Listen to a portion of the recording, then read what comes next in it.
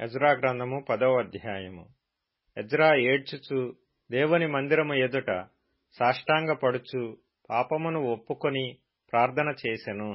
ఇశ్రాయేలీయులలో పురుషులు, స్త్రీలు, చిన్నవారు మిక్కిలి గొప్ప సమూహముగా అతని యొద్దకు కూడి వచ్చి బహుగా ఏడ్వగా, ఏలాము కుమారులలో నొకడగు యెహీయేలు కుమారుడైన షెకన్యా ఎజ్రాతో ఇట్లనెను: మేము దేశమందుండు అన్యజనములలోని స్త్రీలను పెండ్లి చేసుకొని మా దేవుని దృష్టికి పాపము చేసితిమి. అయితే ఈ విషయంలో ఇశ్రాయేలీయులు తమ నడవడి దిద్దుకొందురను నిరీక్షణ కద్దు. కాబట్టి ఈ పని ధర్మశాస్త్రానుసారముగా జరుగునట్లు ఏలినవాడవైన నీ యోచనను బట్టియు, దైవాజ్ఞకు భయపడువారి యోచనను బట్టియు ఈ భార్యలను వారికి పుట్టిన వారిని వెలివేయించదమని మన దేవునితో నిబంధన చేసుకొనిదము.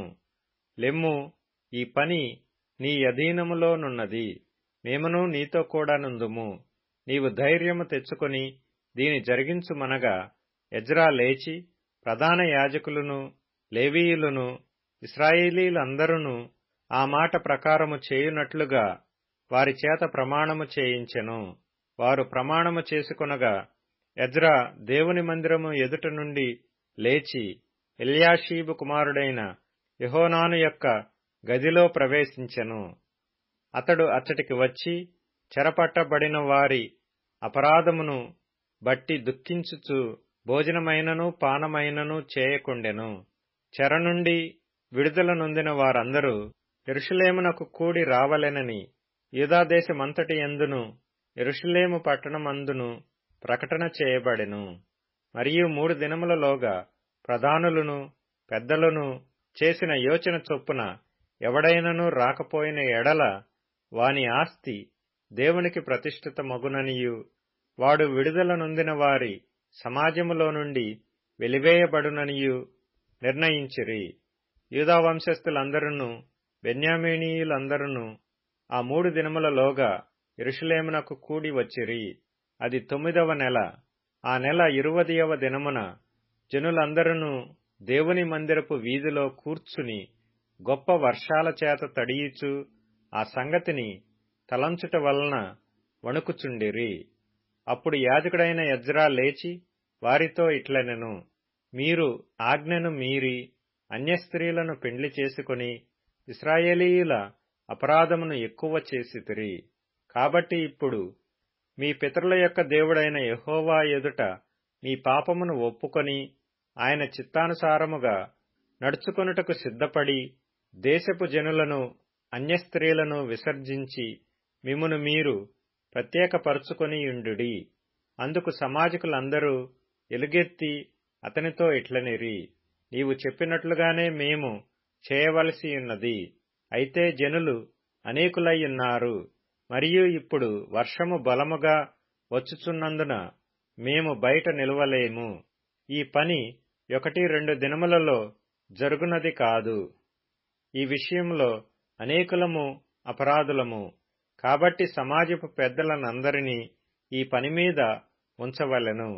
మన పట్టణముల యందు ఎవరెవరు అన్యస్త్రీలను పెండ్లి చేసుకొనిరో వారందరూ నిర్ణయకాలమందు రావలెను. మరియు ప్రతి పట్టణము యొక్క పెద్దలను, న్యాయాధిపతులను ఈ సంగతిని బట్టి మా మీదికి వచ్చిన దేవుని కఠినమైన కోపము మా మీదికి రాకుండా తొలగిపోవునట్లుగా వారితో కూడా రావలెను అని చెప్పెను. అప్పుడు ఆశాహేలు కుమారుడైన యోనాతానును, తిక్వా కుమారుడైన యెహజ్యాయును మాత్రమే ఆ పనికి నిర్ణయింపబడిరి. మెషుల్లామును లేవీయుడైన షబ్బెతయ్యును వారికి సహాయులై ఉండిరి. చెర నుండి విడుదల నొందిన వారు అట్లు చేయగా యాజకుడైన ఎజ్రాయును, పెద్దలలో కొందరు ప్రధానులను వారి పితరుల ఇంటి పేర్లను బట్టి తమ తమ పేరుల ప్రకారము అందరినీ వేరుగా ఉంచి 10వ నెల మొదటి దినమున ఈ సంగతిని విమర్శించుటకు కూర్చుండిరి. మొదటి నెల మొదటి దినమున అన్యస్త్రీలను పెండ్లి చేసుకొనిన వారందరి సంగతి వారు సమాప్తము చేసిరి. యాజకుల వంశములో అన్యస్త్రీలను పెండ్లి చేసుకొని ఉన్నట్లు కనబడిన వారు ఎవరనగా యోజాదాకు కుమారుడైన యేషూవ వంశములోను అతని సహోదరులలోను మైసేయాయు, ఎలీయేజరును, యారీబును, గెదల్యాయును. వీరు తమ భార్యలను పరిత్యజించెదమని మాట ఇచ్చిరి. మరియు వారు అపరాధులై ఉన్నందున అపరాధ విషయములో మందలో ఒక పొట్టేలును చెల్లించిరి. ఇమ్మేరు వంశములో హనానీ, జబద్యా, హారీము వంశములో మయసేయా, ఏలీయా, షమయా, యహీయేలు, ఉజ్జీయా. పషూరు వంశములో ఎల్యోయేనై, మయసేయా, ఇష్మాయేలు, నెతనేలు, యోజాబాదు, ఎల్యాసా. లేవీయులలో యోజాబాదు, షిమీ, కెలితా అను కెలాయా, పెతహయా, యూదా, ఎలీయేజరు. గాయకులలో ఎల్యాషీబు, ద్వారపాలకులలో షల్లూము, తెలెము, ఊరి అనువారు.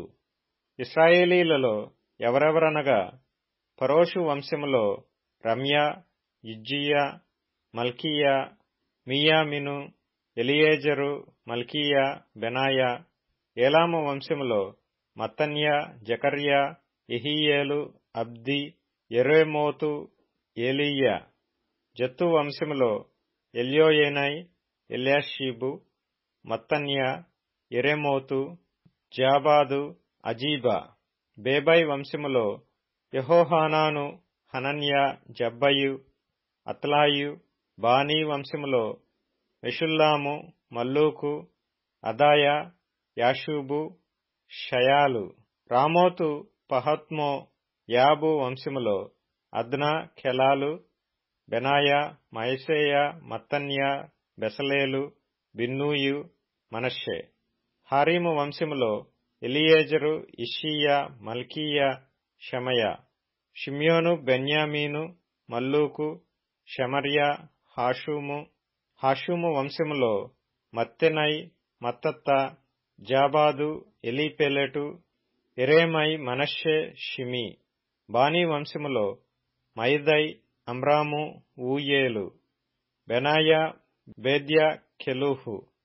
వన్యా, మెరేమోతు, ఎల్యాషీబు. మత్తన్యా, మత్తెనై, యెహెసావు, బానీ, బిన్నూయు, షిమీ. షెలెమ్యా, నాతాను, అదాయా, మక్నద్బయు, షామై, షారాయి, అజరేలు, షెలెమ్యా, షమర్యా. షల్లూము, అమర్యా, యోసేపు. నెబో వంశములో యెహీయేలు, మత్తిత్యా, జాబాదు, జబీనా, యద్దయు, యోవేలు, బెనాయా అనువారు. వీరందరూ అన్యస్త్రీలను పెండ్లి చేసుకొనియుండిరి.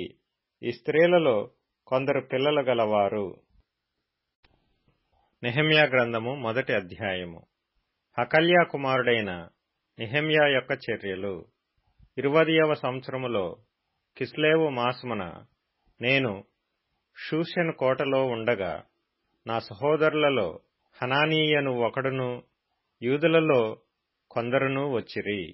చెరపట్టబడిన శేషములో తప్పించుకొనిన యూదులను గూర్చియు, యెరూషలేమును గూర్చియు నేను వారినడుగగా, వారు చెరపట్టబడిన వారిలో శేషించిన వారు ఆ దేశములో బహుగా శ్రమను, నిందను పొందుచున్నారు. మరియు యెరూషలేము యొక్క ప్రాకారము పడద్రోయబడినది, దాని గుమ్మములను అగ్నిచేత కాల్చబడినవని నాతో చెప్పిరి. ఈ మాటలు వినినప్పుడు నేను కూర్చుండి ఏడ్చి కొన్ని దినములు దుఃఖముతో ఉపవాసముండి ఆకాశమందలి దేవుని ఎదుట విజ్ఞాపన చేసితిని. ఎట్లనగా, ఆకాశమందున్న దేవా యెహోవా, భయంకరుడైన గొప్ప దేవా, నిన్ను ప్రేమించి నీ ఆజ్ఞలను అనుసరించి నడుచువారిని కటాక్షించి వారితో నిబంధనను స్థిరపరచువాడా, నీ చెవియొగ్గి నీ నేత్రములు తెరచి నీ సన్నిధిని దివారాత్రము నీ దాసులైన ఇశ్రాయేలీల పక్షముగా నేను చేయు ప్రార్థన అంగీకరించుము. నీకు విరోధముగా పాపము చేసిన ఇశ్రాయేలు కుమారుల దోషమును నేను ఒప్పుకొనుచున్నాను. నేనును నా తండ్రి ఇంటివారును పాపము చేసియున్నాము. నీ ఎదుట బహు అసహ్యముగా ప్రవర్తించితిమి. నీ సేవకుడైన మోషే చేత నీవు నిర్ణయించిన ఆజ్ఞలనైనను కట్టడలనైనను నిధులనైనను మేము గైకొనకపోతిమి. నీ సేవకుడైన మోషేతో నీవు సెలవిచ్చిన మాటను జ్ఞాపకము చేసుకొనుము. అదేదనగా, మీరు అపరాధము చేసిన ఎడల జనులలోనికి మిమ్మును చెదరగొట్టుదును. అయితే మీరు నా వైపు తిరిగి నా ఆజ్ఞలను అనుసరించి నడిచిన ఎడల బూదిగంతముల వరకు మీరు తోలివేయబడినను అక్కడ నుండి సహా మిమ్మును కూర్చి నా నామము ఉంచుటకు నేను ఏర్పరచుకొనిన స్థలమునకు మిమ్మును రప్పించదనని నీవు సెలవిచ్చితివి గదా. చిత్తగించుము. నీవు నీ మహాప్రభావమును చూపి నీ బాహుబలము చేత విడిపించిన నీ దాసులగు నీ జనులు వీరే. యెహోవా, చెవియొగ్గి నీ దాసుడనైన నా మొరను నీ నామమును భయభక్తులతో గణపరచుటయందు ఆనందించు నీ దాసుల మొర్రను ఆలకించి ఈ దినమందు నీ దాసుని ఆలోచన సఫలపరచి ఈ మనుష్యుడు నాయందు దయచూపునట్లు అనుగ్రహించుమని నిన్ను బతిమాలుకొనుచున్నాను అని ప్రార్థించితిని. నేను రాజునకు గిన్నె అందించువాడనై యుంటిని. కీర్తనల గ్రంథం 97వ కీర్తన. యెహోవా రాజ్యము చేయుచున్నాడు, భూలోకము ఆనందించునుగాక, ద్వీపములన్నీయు సంతోషించునుగాక. మేఘాంధకారములు ఆయన చుట్టూ నుండును, నీతి న్యాయములు ఆయన సింహాసనమునకు ఆధారము. అగ్ని ఆయనకు ముందు నడుచుచున్నది, అది చుట్టూనున్న ఆయన శత్రువులను కాల్చివేయుచున్నది. ఆయన మెరుపులు లోకమును ప్రకాశింపజేయుచున్నవి, భూమి దాని చూచి కంపించుచున్నది. యెహోవా సన్నిధిని, సర్వలోకనాథుని సన్నిధిని పర్వతములు మైనము వలె కరుగుచున్నవి. ఆకాశము ఆయన నీతిని తెలియజేయుచున్నది, సమస్త జనములకు ఆయన మహిమ కనబడుచున్నది. సామెతల గ్రంథం 20వ అధ్యాయము. విత్తులు వేయు కాలమున సోమరి దున్నడు, కోతకాలమున పంటను గూర్చి వాడు విచారించినప్పుడు వానికేమీయూ లేకపోవును. నరుని హృదయములోని ఆలోచన లోతు నీళ్ల వంటిది, వివేకము గలవాడు దానిని పైకి చేదుకొనును. దయచూపు వానిని కలిసికొనుట అనేకులకు తటస్థించును, నమ్ముకొనదగిన వాడు ఎవరికి కనబడును. రోమీయులకు రాసిన పత్రిక 8వ అధ్యాయము. కాబట్టి ఇప్పుడు క్రీస్తు యేసునందున్న వారికి ఏ శిక్షా విధి లేదు. క్రీస్తు యేసునందు జీవమునిచ్చు ఆత్మ యొక్క నియమము పాపమరణముల నియమము నుండి నన్ను విడిపించెను. ఎట్లనగా ధర్మశాస్త్రము దేనిని చేయజాలకపోయెనో దానిని దేవుడు చేసెను. శరీరముననుసరింపక ఆత్మననుసరించియే నడుచుకొను మనయందు ధర్మశాస్త్ర సంబంధమైన నీతి విధి నెరవేర్చబడవలెనని పాప పరిహారము నిమిత్తము దేవుడు తన సొంత కుమారుని పాప శరీరాకారముతో పంపి ఆయన శరీరమందు పాపమునకు శిక్ష విధించెను. శరీరానుసారులు శరీర విషయముల మీద మనస్సునుంతురు, ఆత్మానుసారులు ఆత్మ విషయముల మీద మనస్సునుంతురు. శరీరానుసారమైన మనస్సు మరణము, ఆత్మానుసారమైన మనస్సు జీవమును సమాధానమునయ్యున్నది. ఎలయనగా శరీరానుసారమైన మనస్సు దేవునికి విరోధమయ్యున్నది, అది దేవుని ధర్మశాస్త్రమునకు లోబడదు, ఏమాత్రమును లోబడనేరదు. కాగా శరీర స్వభావము గలవారు దేవుని సంతోషపరచనేరరు. దేవుని ఆత్మ మీలో నివసించియున్న ఎడల మీరు ఆత్మ స్వభావము గలవారే గాని శరీర స్వభావము గలవారు కారు. ఎవడైనను క్రీస్తు ఆత్మ లేనివాడైతే వాడాయన వాడు కాడు. క్రీస్తు మీలో నున్న ఎడల మీ శరీరము పాప విషయమై మృతమైనది గాని మీ ఆత్మ నీతి విషయమై జీవము కలిగియున్నది. మృతులలో నుండి యేసును లేపిన వాని ఆత్మ మీలో నివసించిన ఎడల మృతులలో నుండి క్రీస్తు యేసును లేపినవాడు చావునకు లోనైన మీ శరీరములను కూడా మీలో నివసించుచున్న తన ఆత్మ ద్వారా జీవింపచేయును. కాబట్టి సహోదరులారా, శరీరానుసారముగా ప్రవర్తించుటకు మనము శరీరమునకు రుణస్థులము కాము. మీరు శరీరానుసారముగా ప్రవర్తించిన ఎడల చావవలసిన వారయ్యుందురు గాని ఆత్మచేత శరీర క్రియలను చంపిన ఎడల జీవించెదరు. దేవుని ఆత్మచేత ఎందరు నడిపింపబడుదురో వారందరూ దేవుని కుమారులయ్యుందురు. ఏలయనగా మరల భయపడుటకు మీరు దాస్యపు ఆత్మను పొందలేదు గాని దత్తపుత్రాత్మను పొందితిరి. ఆ ఆత్మ కలిగిన వారమై మనము అబ్బా తండ్రి అని మొరపెట్టుచున్నాము. మనము దేవుని పిల్లలమని ఆత్మ తానే మన ఆత్మతో కూడా సాక్ష్యమిచ్చుచున్నాడు. మనము పిల్లలమైతే వారసులము, అనగా దేవుని వారసులము. క్రీస్తుతో కూడా మహిమ పొందుటకు ఆయనతో శ్రమపడిన ఎడల క్రీస్తుతో కూడా మహిమ పొందుటకు ఆయనతో శ్రమపడిన ఎడల క్రీస్తుతోడి వారసులము. మన ఎడల ప్రత్యక్షము కాబోవు మహిమ ఎదుట ఇప్పటి కాలపు శ్రమలు ఎన్నతగినవి కావని ఎంచుచున్నాను. దేవుని కుమారుల ప్రత్యక్షత కొరకు సృష్టి మిగుల ఆశతో తేరి చూచుచు కనిపెట్టుచున్నది.